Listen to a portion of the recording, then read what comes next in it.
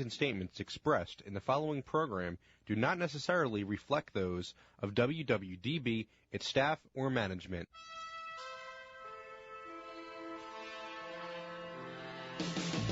You are listening to In the Know with David O. Informative, substantive, intelligent talk radio on 860 AM WWDB. And now, your host, Philadelphia Councilman David O. Good afternoon. This is Councilman David O., and I am fine. Just in case you're watching the news, listen, I'm perfectly fine physically, mentally, and everything. They're applauding back there. Thank you very much. And listen, thank you, everybody, for your kind, concern, your words of encouragement, your prayers. They really do matter, and I really appreciate it very much. If anything, it's really caused me to think more about how I can better serve our city and address these issues that I have the opportunity as an elected official to address. But, enough about me. I have two amazing guests. First is Eddie Alvarez, just really a fantastic figure in the fight world, the UFC. He is one of the good guys. He's a technical guy, a technical fighter, a family guy, got all those good things. And, he's a great story from Philadelphia. He's kind of like the Philadelphia Rocky. He is the former UFC Lightweight Champion, and he is joining us here today. Following that, we have Tommy Joyner. Tommy Joyner is the co-founder, co-owner of Milkboy. Now, that's a lot when you say Milkboy. You may see the venue, you may see the popular sites, you might have had something to eat or drink there, you might have been to a concert, but Milkboy is just just one aspect that is the venues, because Milkboy Studios is really what Tommy is famous for. He has some of the biggest stars who come down to his studio to record, because they know that if they want to get that right sound out, and they got the money for it, Tommy Joyner is the man. And he's right here in Philadelphia. He also has BBCG Films. He's a producer of BBCG Films, and he's opening yet another location in Maryland. Well, before we begin, let me what's that? Blushing. Okay. Well, listen, you should be.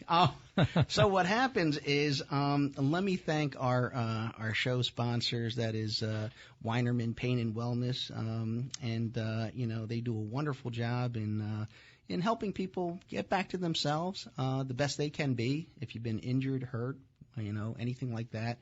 Weinerman Pain and Wellness and Philly Labor. I really appreciate them. And I was actually on their radio show. It was a Saturday night. I was on a Saturday night live with Philly Labor. And so thank you to our sponsors. Last week, we heard from Captain Benjamin Cooper. He is the commander of the U.S. Coast Guard Sector Delaware Bay, and also from the Fresh Princess, Bria Marie, who is working right now with Carvin Hagens. Tommy's looking at me because we are friends with Carvin. Carvin is a 2-time Grammy Award winner, top notch. Top Philadelphian. Yes, absolutely. Wonderful gentleman. And giant in the arts. Yes, and Bria Marie is coming out strong. Just a wonderful person. And listen, if you see a lemonade stand out there, stop by, because we had Liz Scott, the co-executive director of Alex's Lemonade Stand. If you don't know the story, actually Alex is her daughter, Alexandra, who was diagnosed with cancer, and at the age of 4 told her mom and dad she wanted to do something to help other kids with cancer, and she put up a lemonade stand on her front lawn, and they have raised $140 million for childhood cancer research since then. Sadly, Alex passed away at the age of 8, and so, what a legacy. To do good for other kids, and this founded by a little girl just 4 years old. But right now, let me tell you a little bit about Eddie Alvarez. I don't know if all of you are fight fans. I'm a fight fan. I don't watch it every day, but listen, I appreciate just, the level of dedication, commitment, putting it all on the line, all that preparation coming down to that fight. And it is so technical, so much stuff that you have to know to get in there in the UFC. Striking with hands, feet, grappling. It's a little judo in there, maybe jiu-jitsu. And all the while, there's so much at stake, the pressure, and then there are rules. Hey, yeah, there are rules, and look, you got to be aware of the rules. Anyway, there's rules to everything, right? And so from Philadelphia, native of Philadelphia, Eddie Alvarez, he came on the scene many times an underdog, but has overcome and to become a champion of a number of different fight organizations before coming to the UFC and becoming lightweight champion. He had a fight with Conor McGregor. He lost the belt, and he came back for another fight. It was a no contest, and so where is he right now? Well, he's going to let us know. I'm right here with David O. That's right. You're in that chair right there. Yes, thank you very much. Welcome to the show. No, it's good to be here. Thanks for having me, guys. All right. So for our listeners, not everyone is familiar, I suppose, with the UFC. I think a lot of them are, but people they may not appreciate the fight game. So from your perspective, could you tell us what attracted you to the fight game in the first place, and what caused you to enter mixed martial arts? I was born and raised in Kensington, so even as a young kid, I boxed. Found myself in every single sport, just a competitor in every sense of the word. It wasn't if it wasn't fighting, it would have been competing in something. I love to compete, and I wrestled for North Catholic High School. And coming out of wrestling and not competing anymore, I opted not to go to college, and I was no longer competing, and I needed to find that again, find a way to compete. I didn't feel right if I wasn't, so I started fighting fresh out of high school. I think my first pro fight was when I was 19 years old, so I trained a little bit, and I had my first pro fight, and from there on, I was pretty hooked. What organization were you fighting for when your first fight? What? It was one called Ring of Combat. I fought in a basketball gym. And this is for all these aspiring fighters out there right. who want to be the next up and coming guy, make a bunch of money and get the belts. I started in a basketball gym. There was about 75 people there, and I remember I paid about $500 to get my medicals done.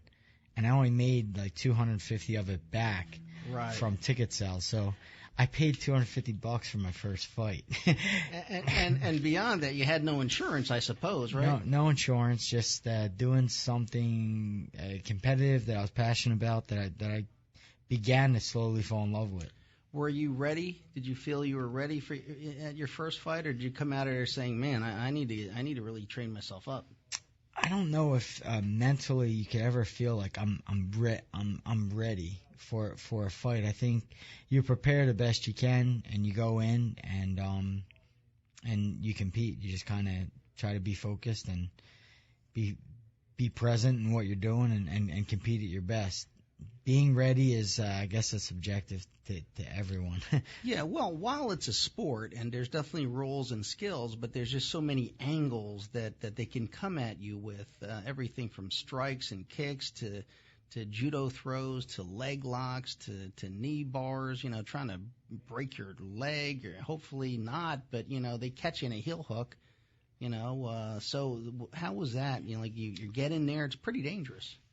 It is. So you need to be very confident and secure in yourself. So like life is life is fighting. There's no difference. So like life, we can walk outside and get hit by a truck, lightning. There's many different things that can happen. Park your car, get stabbed. Park your car, get stabbed. Yeah. So I can walk into an octagon and think about all these things, and I'll freeze. Right. I will literally not be able to compete thinking about all the millions of different ways I can be destroyed or beaten. Or I can trust and have belief in myself, and when I walk into an octagon or walk outside in life, I can walk with my chin up, walk with my chest out, and say, I'm ready, I'm confident, I believe, and then you go compete or you go live. So I try to not differentiate the way I live with the way I fight. So when people see me inside of the cage, they're literally seeing my deepest thoughts, vulnerabilities, everything inside of the cage when I fight. kind of fight the same way I sort of live my life. And so from what you've just told me, there's so much that has to do with your mental state. 100%. It's very much more mental than physical. A fight is. Right. The more physical man wins rarely at the highest level. It's always the guy who is more well-rounded and understands himself better than that wins, and who loves to compete, who loves to fight. You know? What do you know about yourself today that you didn't know when you walked in that basketball gym for your very first fight? Oh man, I'm a completely changed person. I think when every time you challenge yourself, you find out a little bit more about yourself. And the unique thing about fighting is not just the fight itself, but the 3 months prior. Yes. We spar 3 times a week. We're competing with the best guys in the world, and you're humbled on a daily basis. Like you're challenging yourself on a daily basis. Sometimes you fail. Sometimes you're really successful in that climb, getting ready for a fight. So I think with them challenges comes change, and you just get better. Not just better at fighting, but better at life, better at understanding failure, better at understanding setbacks. And I think along this journey, my biggest success was just becoming a better person, not a better fighter. I've truly become a better person from what I was when I started. How were you a better person? Because people will find that interesting. I mean, you had your first fight, and now you've dedicated to fighting. You're punching, you're kicking, you're grappling, you're choking. How are you a better person today? I'm way more patient through fighting. I understand that things take time. I deal with failure much better. I deal with setbacks much better. I just in every way, shape, and form. Like I said, I try not to disconnect fighting from life. Right. So every time I learn something inside the cage, it's very easily applied to life for me. So just I kind of attack my way of life the same way I attack inside the cage. What do you do? Or let me correct that. Is there something in your life that comes to mind when you think about how you first got into this? What motivated you? What gets you through the loneliness, the pain, just the humiliation at times, the rejection, the victory?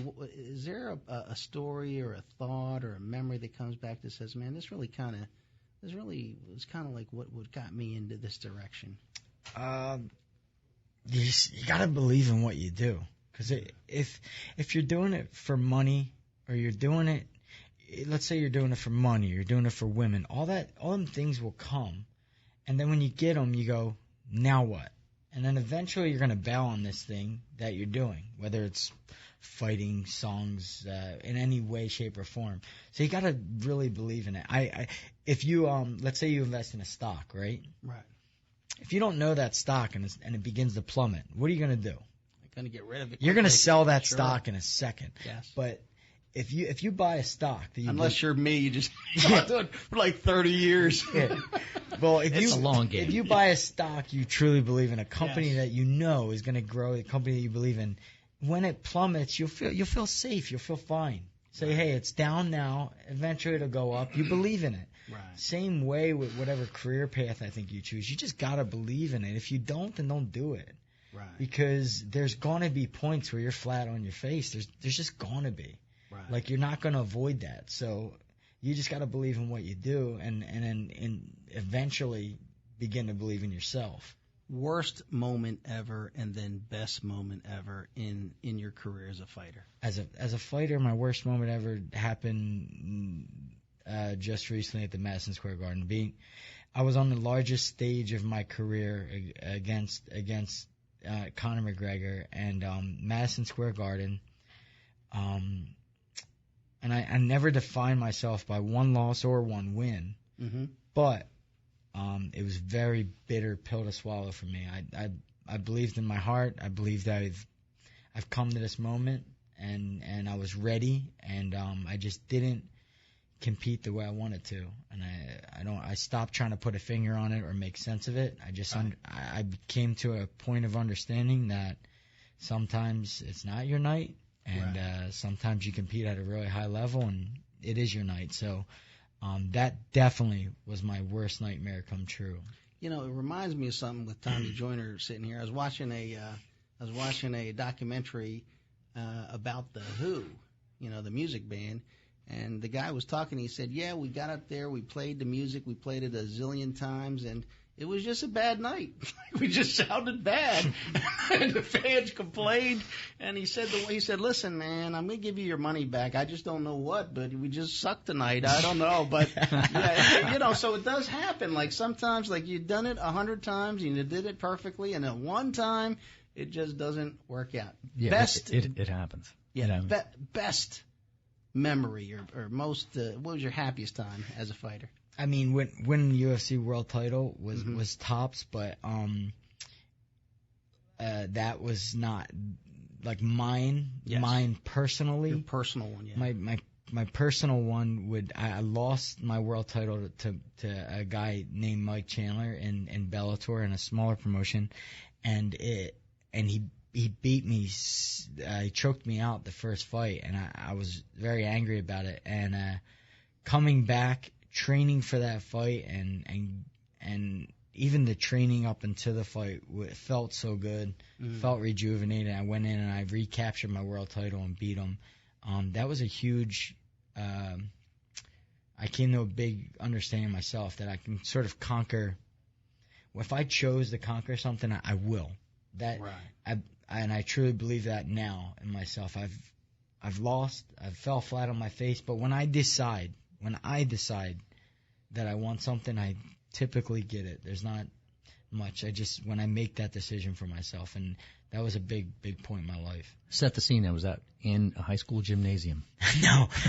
This is televised. I believe is on Spike TV. How many people in the arena?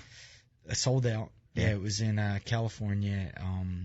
Sold out arena, and it was the first fight was a fight of the year, so everybody showed up for the second fight, and yeah. And where were you on the card? Like, was there a bunch of fights before your fight, or no main event? Yeah. Main event for the world title, and me and him were the biggest names in the organization at that time. So that was a big one.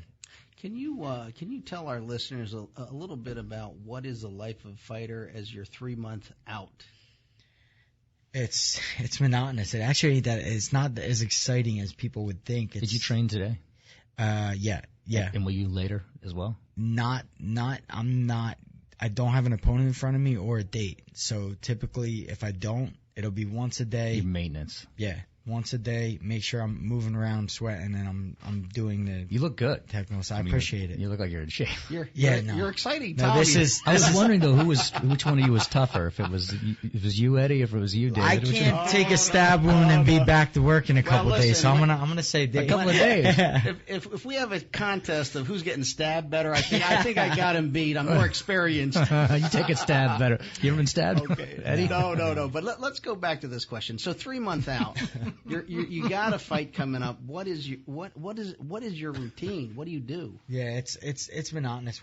So I have a strength and conditioning coach. I'm with him 3 times a week.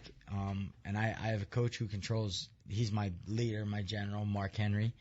I have a guy for my ground, and we just recently bought a boxing just strictly for boxing, and I do that here in Philadelphia with a guy named Steven Edwards. So I have a team, and each coach is expecting a certain amount of time out of me throughout the week, so I have to delegate a certain amount of time to not delegate, but give a certain coach that amount of time that he wants, that he expects of me.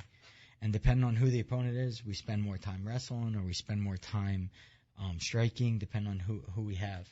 But it's monotonous. It's the same things every Monday, Tuesday, to the point where the idea is for it to be ingrained instinctual and no longer thought is involved. So we're doing these things with thought involved consciously for 3 months with the expectation of walking inside a cage and then being completely instinctual where I won't have to be told. I won't have to. It's just happening. So that's the idea, and that's why things are so monotonous. It's over and over and over until you're sick of it to the point where you're just doing it unconsciously. So that's the idea. During this time, how do you keep yourself mentally alert?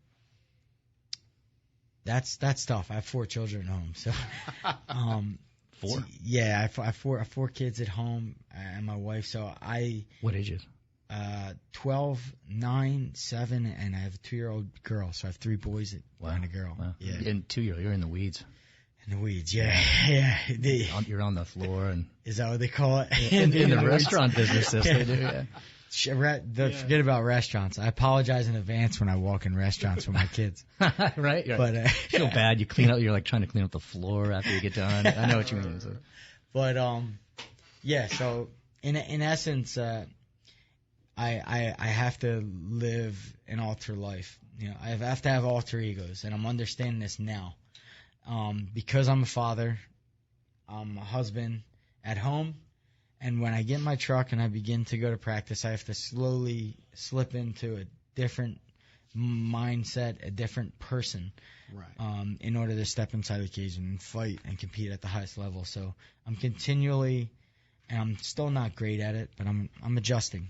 I'm being able to separate being a father and a husband, leave the house and become this other person, and then shut that person off and go back home. It's a tug of war. Yes. Well, let me do this. Everybody stay tuned because we're going to take a commercial break and we're going to come back with Eddie Alvarez. You are listening to In the Know with David O. Informative, substantive, intelligent talk radio on 860 AM WWDB. My friends, this is Joe Kraus. You've heard me on Philadelphia radio now for over 20 years, and I don't often endorse products or people unless they are real game changers. I want to tell you about Weinerman Pain and Wellness, located in Center City, Philadelphia. And at the end of this short personal endorsement, I want you to consider Weinerman Pain and Wellness. If you are recovering from an injury, if you or a family member has been diagnosed with a disorder that has stopped you in your tracks, or if you're like me, determined to learn about wellness while getting yourself prepared to stay healthy so you can enjoy the blessings of your family. Remember the name of this warm and caring location, Weinerman Pain and Wellness. Why should you consider Weinerman Pain and Wellness? Because they are who you expect them to be. Weinerman Pain and Wellness on the web at WeinermanPainandWellness.com. Weinerman Pain and Wellness, located at 100 South Broad Street, just south of City Hall. Call Weinerman Pain and Wellness at 215-988-9503. That's 215-988-9503. Call today. Today's broadcast is brought to you by the Philly Labor RX Injured Workers Pharmacy Network, featuring PPC Pharmacy, First Choice Pharmacy, and Precision Scripts, providing injured workers with premium products and services from the point of injury through the entire healing process. The Philly Labor RX Pharmacy Network cares about injured workers. Are you thinking about getting your GED diploma? Well, here at the GED Pep Talk Center, we've got a number of pep talks that can motivate you. Sometimes things don't always turn out the way you want them to. You know that feeling? People look at you and don't believe in you.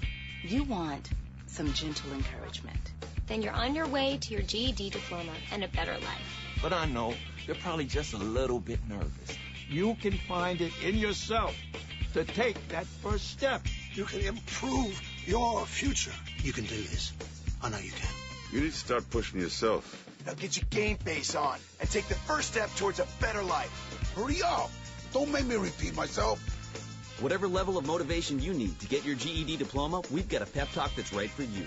Call 1-877-38-YOUR-GED or visit yourged.org for your pep talk and find free GED classes in your area. GED is a registered trademark of the American Council on Education, brought to you by Dollar General Literacy Foundation and the Ad Council. Every day, the men and women of the United States Marine Corps demonstrate their commitment to defend the American way of life. Since 1775, we have served our nation as a force in readiness. From combat operations to humanitarian assistance in every corner of the world. No matter where the mission takes us today, or wherever our country needs us tomorrow, we always remember the land we call home.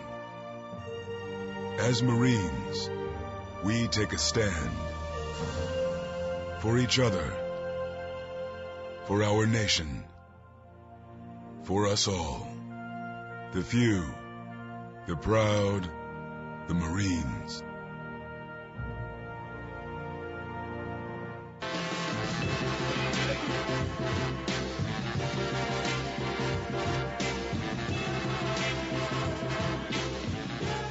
All right, and we are back. Listen, we were talking with former UFC Lightweight Champion Eddie Alvarez, and we're going to get right back with him. Eddie, I have a question for you. What are your signature moves, and could you explain to anyone out there who doesn't know what those moves are, exactly what it entails? I think people who watch my fights would see like a consistency in something called a dart. I was trained by Bernard Hopkins actually does it. I call it a dart right hand. And Howard Mosley, I call him Mo, boxing trainer, taught me this move. And it stuck with me all throughout my training camp. But if you would, if you be in a starter position, like you're about to take off, right. If you're a track runner, I would position my feet that way, which would turn my right shoulder almost square with my opponent. Right. And I usually get a small freeze. That's the reaction I get. The opponent will freeze for a split second.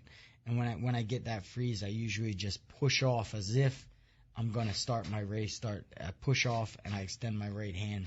And it's not really something you could train to defend because of the speed of the punch. So It's something that I found great success with all throughout my career, and I've done a ton of damage to a lot of opponents with the dart right hand. Fantastic. Yeah. Now, if you were going to give advice to someone, not a fighter, but someone who's having a fight. They're having a fight, kind of in life or with themselves, and they're kind of at that kind of hiatus point of they don't know if they could continue, they can't make it. What words of wisdom could you give them from your life's experience? Oh man. Well, I have a slogan. It's THNQ. It's train hard, never quit. I believe it's something that's practiced throughout your life that you get better at. I don't think it's something people say, oh, if you have a heart, they say, oh, you can't teach that. You can't teach heart. You either have it or you don't. I disagree. I think it's a habit, and I think it's something that's learned over time. Right.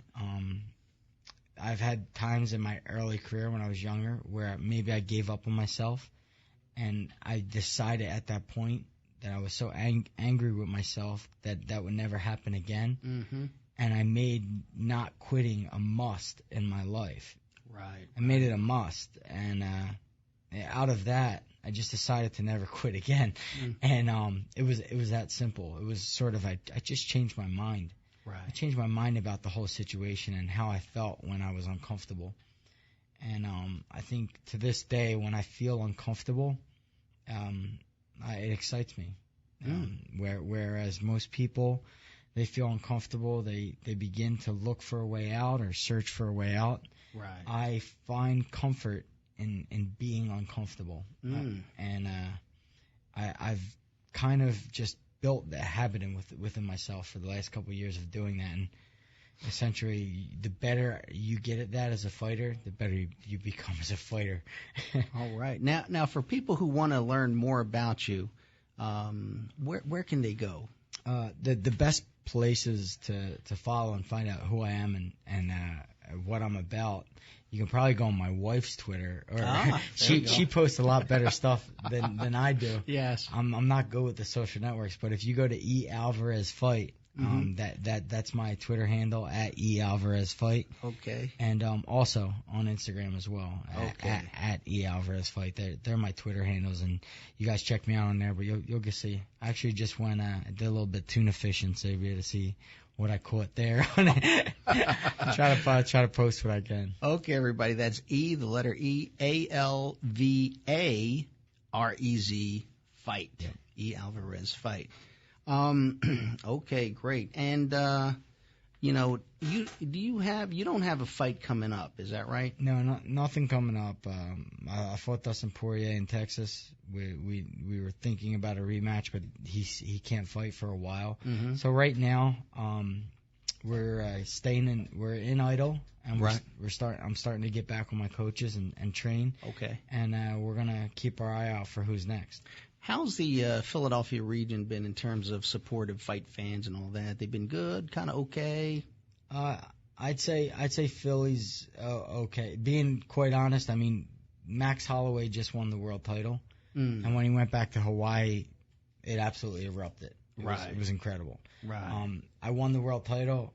I came home, like 3 of my neighbors were outside my house. Maybe. Oh. So that's not right. Here's the thing about Philly. Philly, boy. Yeah, Philly is it's very dispersed, you know. Right. For me, there's certain neighborhoods that's been throughout me. Port Richmond, Fishtown, all the neighborhoods that sort of went to North Catholic High School. Yes. And then the girls' high schools, St. Hubert's, Hellhounds. They all kind of gathered together, and they've been supporting me all throughout. Okay, everybody, you heard it. Come on, Philadelphia. Don't be like that. If you're in Philadelphia, around Philadelphia, South Jersey, you know you're part of Philadelphia. Give me some love. Give Eddie Alvarez some love. And listen, I'm not just saying that. First of all, whenever we have a champion, it is so fantastic for a city. Everything's good about it. And given a chance, he would fight in Philly for sure. And, it does so much for our city. But, as far as I know, and I'm not going to ask Eddie to say anything about this, but look, it's so important for fighters to have a strong group of people behind them, supporting them, pushing them, and especially buying those tickets, because that's how he gets those opportunities as well. He needs to have an ability to sell those tickets. And so everybody out there, come on, support Eddie Alvarez. I appreciate it, yeah. I mean, and I have no qualms. I have a huge following in Philadelphia, outside of Philadelphia. And my fans are the reason I'm here today and be able to compete for a living. So let's just make it bigger. Yeah, I appreciate it. All right, good deal. Well, thank you for being here with us, and good luck with everything. It was great. Thank you, guys. All right, and now listen. In a similar vein, but not in the cage, we have. I'm still fighting. Yeah, Tommy Joyner. Tommy Joyner is with us. Tommy Joyner is just a fascinating person because, I know him like as one of the top-notch persons in the music industry, and he happens to be in Philadelphia. But it's interesting because he doesn't just he's an engineer, he's a producer, he's a sound guy, he's a technical guy, where a lot of top-notch folks like The Roots, Miley Cyrus, and others. I think Rihanna, was she at your place? No, we had Kelly Clarkson in recently. Yeah, right. Yeah. So anyway, a lot of big names come to Milkboy Studios. Tommy Joyner. In addition to which, he's got the venues, Milkboy, and he also has BBCG Films, and so Tommy, welcome to the show. Thanks, David. Good to be here. Hey, it's good having you here. It's good to see you in one piece. And, yes. We were talking about a little bit. I was going down my strange road of fascinating. Listen, I got some thoughts as well. I mean, well, about Philadelphia and about what you were just saying, Eddie, about how it kind of reminded me of the music business, whereas you can, or being in a band or something like that, you'll go to a club and pack the place with all your best friends are there, and they'll just sit there with their arms crossed and lean against the wall and look at you. It keeps it real. It definitely keeps it real. I think that's a big city thing, though. Yeah. You're a dork. You're like, okay. Yeah, these guys that knew you your whole life, And I didn't land in Philly by accident. I came to Philly. I grew up in South Carolina, and when I got out of college, I moved to New York City to make my way as a musician. I was playing guitar, and one of the guys who played in a band with also moved to New York with me. The other guys fell away, so we had to kind of find a new band. Right. And I was so overwhelmed by the talent that I found in New York that I switched to drums. because you didn't have to know the dots on the page. I didn't have to know what key I was in. I could just play. And I faked my way through that. I was okay as a drummer. And in fact, I had most of my instrumental success as a drummer. But then found my way into recording bands because I could do that, not really know anything about music, just kind of what it's supposed to sound like. And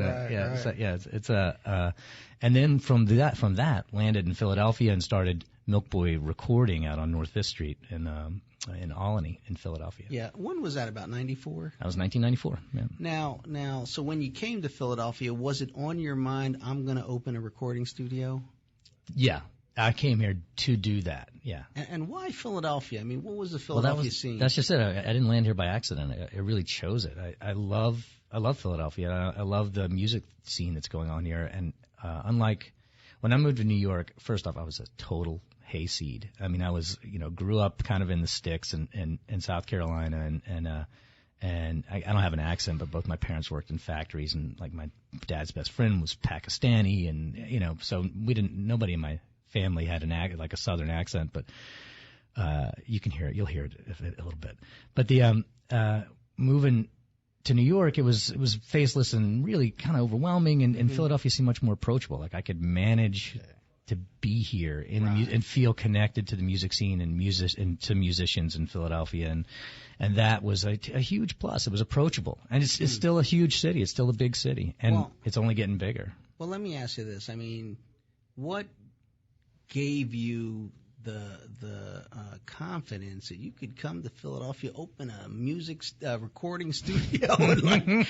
What gave you that confidence? I don't, listening to Eddie talk, you're an inspiration, like your focus, and I'm just sitting there thinking, I just hope nobody finds out I don't know what I'm doing. It's just fear, like and desire and, motivation. Obviously, you got to get up every morning and want to do what you do and feel motivated. And even though I got no sleep last night, I wake up early and I'm just anxious to get back to the grind, and I want to hear something new, and I want to, dive into the studio and dive into music and just push, the limits of what I know, and then what I'm hearing, and then kind of how that relates to other people. I play it for them and get reactions, and that's just a thrill. It's a real charge. So you come to Philadelphia, you open a recording studio, and what happens? Like people running through the doors like crickets. Like what happened? You opened the Milkboy? Yeah, it was more like the crickets thing. No, I don't. It was interesting. It was an interesting part of my life. I was young. I was 24, and I was I didn't have a ton of friends in Philly or anything like that, but I would go out and see music all the time. And so I'd made friends quickly. I'm pretty social and stuff, and so I like to drink beer, and those are good bonding things, and it was I made friends quickly, and I would just talk to people and talk them into coming to the studio. And because I was also, at the time, I was kind of living in two cities. I was living in New York as well, and when I would go there, I worked as a handyman. I was swinging a hammer and changing rich people's light bulbs and whatever, and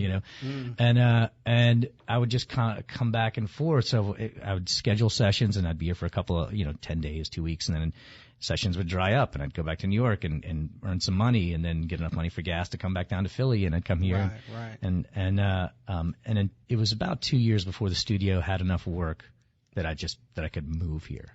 So it was slow. It was slow going, and that's the story of Milkboy, really. I mean, 23 years later, we're still growing just by tiny little increments each year. When did you get your big break? In other words, okay, so now you're operating Milkboy, people are coming in, recording, you're making some money, but when did you say to yourself, oh, I just crossed a milestone? That's something. I'd love to have a perfect answer for that, but I don't think I've crossed it yet. I don't know, because, I mean, you could, I have been to your studio. You got a lot of, gold and whatever, platinum and all that records on. Yeah. And you've got big people coming through. Like, listen, honestly, I may be on this radio here, but I'm not really following entertainment much. Although, as you know, I promote the heck out of the. You do. That's why I'm here. You're such a economy. Yeah, you're a supporter of the arts in Philadelphia. I just music, love music, filmmaking. You and I have a bond, Yeah, absolutely. But you know, why don't you tell our listeners some of the people that they would recognize that you've worked with? That have come through the studio. I've got gold and platinum records on the walls from, well, you mentioned Miley Cyrus and Kelly Clarkson and the Roots obviously did a lot of their early work in this studio before I owned it in this current location. And Usher, we did work on the last Michael Jackson record. We did all the string sections on that record. Yeah, I mean, it was obviously his posthumous release, but still a thrill just listening to that voice coming out of the speakers. It was and my underpants couldn't contain it. Oh my goodness! So when did you feel like, hey, you know what, I'm really starting to hit the significant top layer of the industry? I think it was when Dave Matthews came to our recording studio. He booked a couple of sessions, and it was so funny because he. What year was this? This was. It was in the 2000s. It might have been 2007 or 8. Okay. So it was. You know, I'd been at it for a while, and there'd been little mini milestones along the way. But so when Dave Matthews, like negotiating that deal, I was driving to the Millennium Music Conference in Harrisburg at that time, and I got a call from his management to book the studio, and I was really kind of confused at first, like why, and then we settled into this really familiar pattern where he starts like kind of chiseling me on the rate, and you know I'm too expensive for Dave and stuff like that, and I am not. I'll tell you, everybody listening, I'm not, and it was, and then we booked a session, and sure enough, the tour bus, the next week a tour bus pulls up, and Dave Matthews gets off of it and comes down to the studio, and that to me was like, oh wow, there's a guy who I've heard on the radio, and I'll never forget it. I said, he's walking down the driveway into the studio, and I said, hello, David, and he looked at me really weird, like nobody calls him David, you know, or except maybe his parents or something like that, you know, and he looked at me like, do I know you, you know, and I didn't, you know, but we became friends, and he spent a couple of days there, and that was, I think that was like a little benchmark of, all right, so now there are people who are famous who will come here. Right. So that was the moment. But they have a lot of choices. How did they even hear about your studio? That's what I'm saying. I don't know. No idea. No. Just one day they're like, hey, we want to record Dave Matthews. Yeah. I mean, well, there's always a little connection. There's always like a little thread, and that particular thread was through the coffee shop. Believe it or not, that we had opened a Milkboy Coffee. Right. At this point, the studio had moved from Albany to Ardmore, so the studio was in Ardmore, and we opened up Milkboy Coffee in 2006, and his sister lived down in that area, or maybe was in grad school. Her kids were at Haverford school, like the college, or Bryn Mawr or something like that, or there was some kind of connection, and so he'd been to the coffee shop and said, the year before, and said, oh, they have a recording studio too. Okay, cool. And next time, I guess it was just this little kernel that got planted in his mind. So when the next time he came into town, he's like, well, I have a few days off. I should do some recording. I have a project. I'll call that studio that was near the coffee shop. Right. Hey, listen. So I think it was that. Yeah, but that's amazing, because so many stories have that element where it was like there was something that led to something that caused something else, like a row of dominoes. Right. And we had a couple of really cool kids working at the coffee shop who were huge Dave Matthews fans, and I think fawned over him in the right way, and he knew he'd be treated well. Yeah, well, listen, I can relate that, like, in so many things, similar things have happened to me where it's to no credit my own, like something else turned out great, but stuff falls into place sometimes. Things fall into place, and or sometimes you're just trying to get your groceries out of your car, and some guy comes up and shivs you. Yeah, exactly. So you never know. But toughest guy in America right now. Oh my goodness, no. I can't believe you're at work just a week later. Hey, listen. Honestly. Well, I mean, I think you're a hero. No. It's kind of funny because all that happened was I was leaving my car and I basically got stabbed. But the outpouring of support has been like just so wonderful, and it was important for me to just let people in the right frame of mind. I'm okay, and rather than reading some crazy story in the newspaper, because they had all kinds of weird stories. Did it make national news? Oddly, it did. It's another revelation to me how like something can happen in Philadelphia and people are reading about it in Arkansas, Korea. It was like in the New York Times and in L.A. Wow. I'm like, big story. Yeah, a strange story. I think it was more like it's a strange story, and strange stories kind of hit the news cycle. Yeah. But I mean. It just goes to show that in our fair city, which is doing so well and exploding and is a safe city and so fun to be in, but anything can happen, including to a councilman. So yes, be alert. Be alert. Get some lessons from Eddie Alvarez. I don't do knife defenses. You don't know. You wouldn't know what to do with that. Who would? Put on your track shoes. Oh and my run. goodness! Yeah. But you're an exerciser. You kind of you battle a little bit. I'm knowledgeable. Do you have a black belt? I'm knowledgeable. You have a black belt. I have a black belt. I knew in it. One thing. I have a brown belt, the same as Eddie Alvarez in jiu-jitsu, Brazilian jiu-jitsu. Was that under Phil? No, actually under John D. Simone, which was under Steve Maxwell originally. Maxercise, from which Phil and they came from there. So that guy who stabbed you is lucky you didn't break his head off. No. But I will say this, I say this because I think it's important. There are always choices. And there was a time in my life where my choice would have been to react violently. And the choice now in my life... And now you're an old guy and a dad. You're like, I'm just going to take this. No. No way. I'm not dead yet. Stab me again. No. I'm not dead yet. But my choice is, I don't want to get hurt any further, and I don't want him to get hurt. Like, that's my choice. People ask me, like, if you had a gun... I'm like, if I had a gun, I wouldn't have shot him, even if he stabbed me. I mean, it was not necessary. Did you know you weren't that hurt? I didn't really know. I mean, basically, it turned out you weren't that hurt, but at the time, how could you know? What happens is when you're stabbed, and you don't know what's going on except you're probably bleeding inside.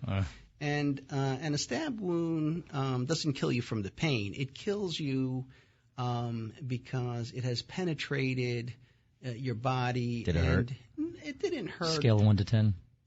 Scale of 1 to 10, like 0. Whoa. I mean, I was just bleeding. That's the main thing. Is like someone turned to you. People are saying, no. Listen, when you get stabbed, it's basically getting punched, except you've been penetrated by a sharp object. I think the pain would come whether it's a sharp knife or a dull knife. If you get you with a dull knife, you're probably going to be like, Well, you know what? A sharp one's going to go right in like butter. I think you're a little more concerned about the next one coming, because that one might hit you in the neck or the face. And then the other thing is you're not sure how long you're going to be standing or breathing or things like that. So you're just trying to manage the situation.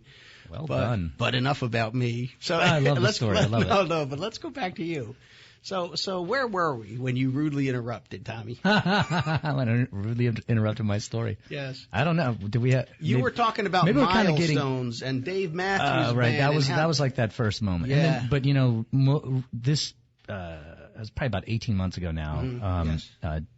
James Taylor came to the studio. Wow.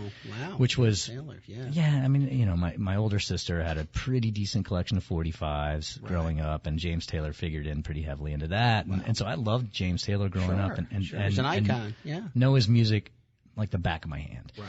And, or probably better than the back of my hand now that I'm thinking about it, because I don't look at the back of my hand. Who looks at the back of their hand? I probably look at the front of my hand a little more often. But, anyway, him coming to the studio for a couple of days was a real wow. Yeah.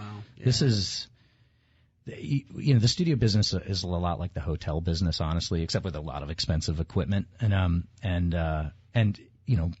experts running it. But you're really catering. You're making sure that there's flowers in the room if that's what they're into. You're making sure that the air conditioning is at the right level, the lights are at the right level.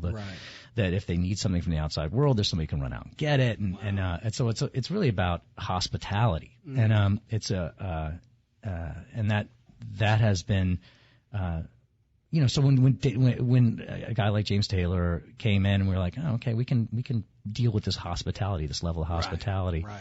That felt really good. It felt like, okay, we've made it. But let me ask you this, because although all that is true, because you know better than anybody here, but yet I'm sure he's not coming for the peanuts. I mean, basically, you got an ear, you got some kind of insight into making his sound come alive. He loved working at the studio. That's true. What do you got?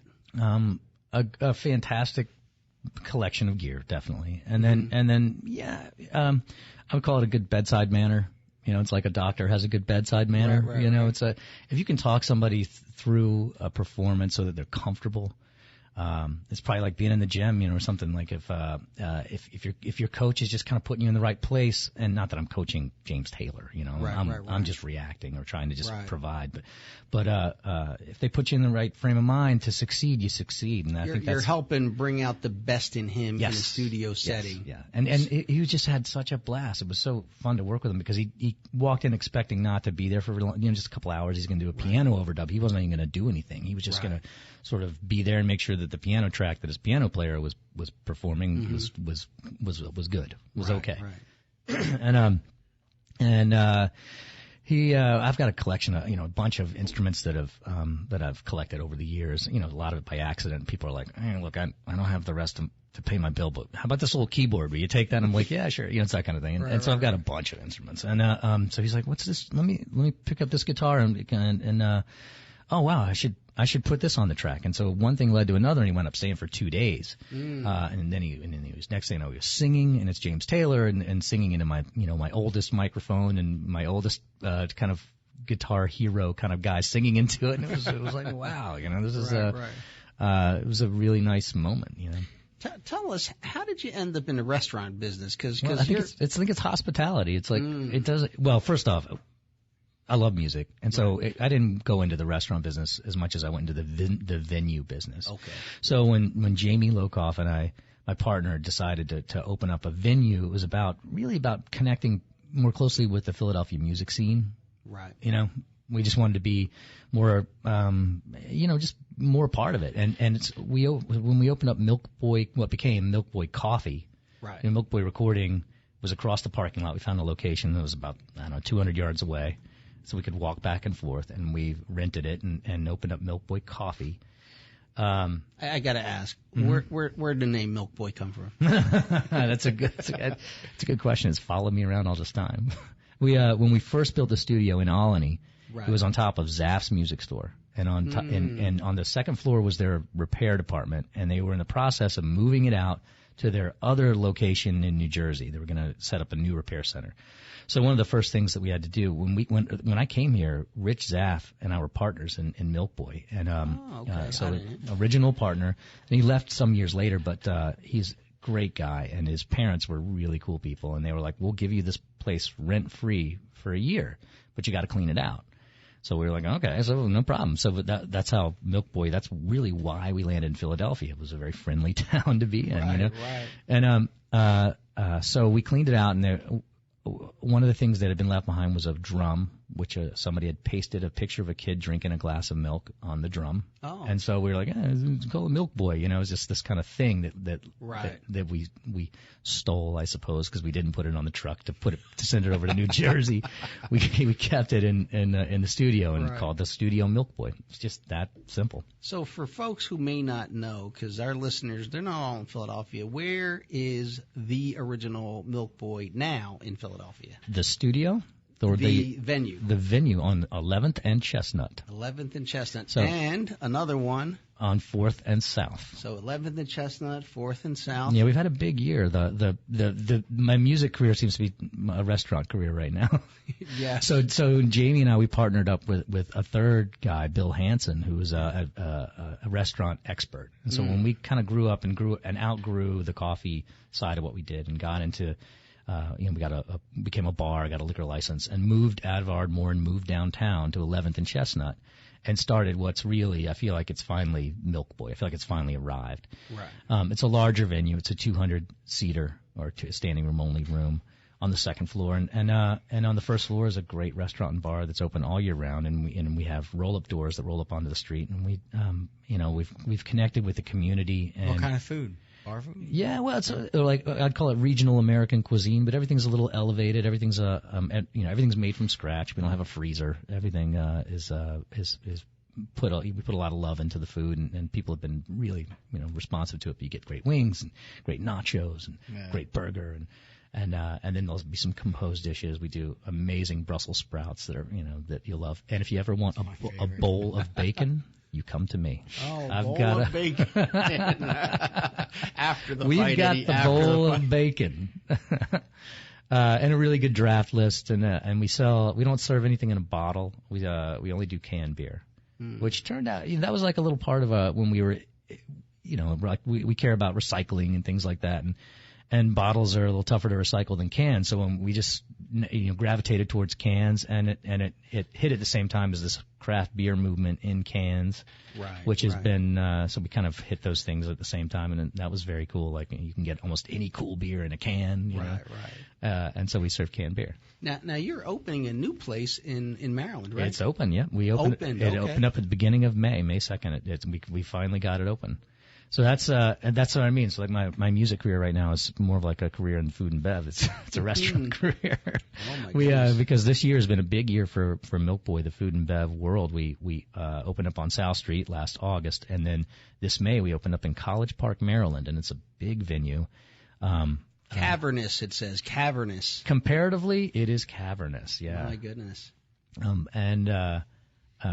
We are 14,000 square feet as opposed to 3,000 square feet, which we have on Chestnut Street. Wow, 14,000 square feet. Yeah, it's a big place, and the venues are much larger. There's two of them in the place, and it's we'll do such good booking at that place. But it's just getting off the ground and right now, and has already been wildly successful. So how many seats are?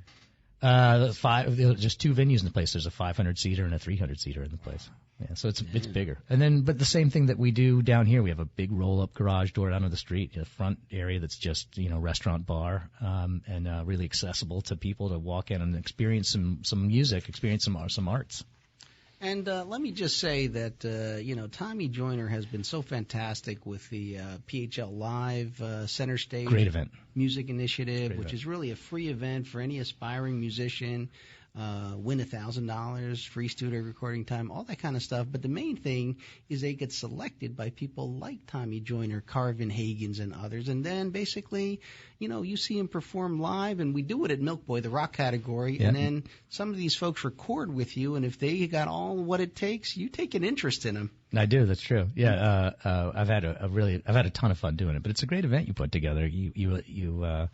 For those that don't know, the PHL Live, it involves all the all the venues in Philadelphia and all those spaces that are able to get involved, and all the, it seems like the artists just come out of the woodwork, and the categories are great, and the narrow down just in the category that I've been judging, the rock category, it's tough. I mean, I'm looking at 60 different artists, and I've got to narrow it down to 5 so we can have a finale and choose one. It's tough. Right. Well, that's fantastic.